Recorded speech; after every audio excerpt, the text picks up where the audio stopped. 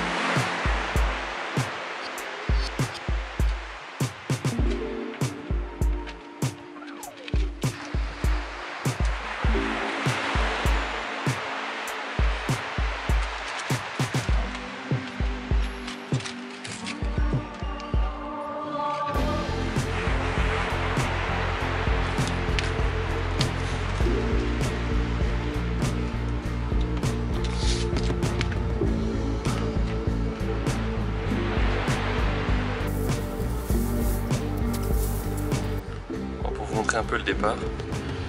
Le départ, on tient cette petite règle là, c'est la bonne partie en haut, mais plus bas c'est un peu moins bon. On tient pas grand chose. On est vraiment bien déversant. Derrière il y a une petite bulle un peu dans le rocher qu'on peut venir serrer. Donc on vient tenir ça, on se trouve des pieds en bas, puis on vient relancer là-haut. Là c'est une grosse patate, c'est vraiment bon, c'est la bonne prise du bloc.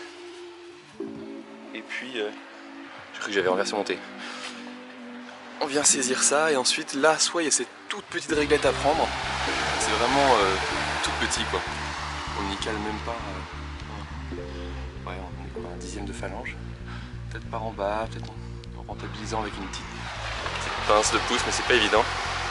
On vient prendre ça et chercher là-haut, ou alors on essaie de trouver une position, on gaine à fond, puis on va envoyer dans la fissure là-bas. Oh, super, le rocher est nettoyé, la marée monte.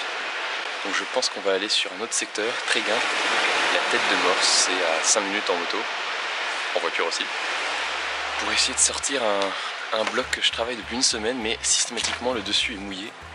Là il bruine à moitié, donc il y a moyen que ce soit encore humide. Mais si on se dépêche, vu que c'est en sous-bois, peut-être que le dessus est sec. À voir, là j'ai l'impression qu'il commence carrément à pleuvoir. Bon, on va voir.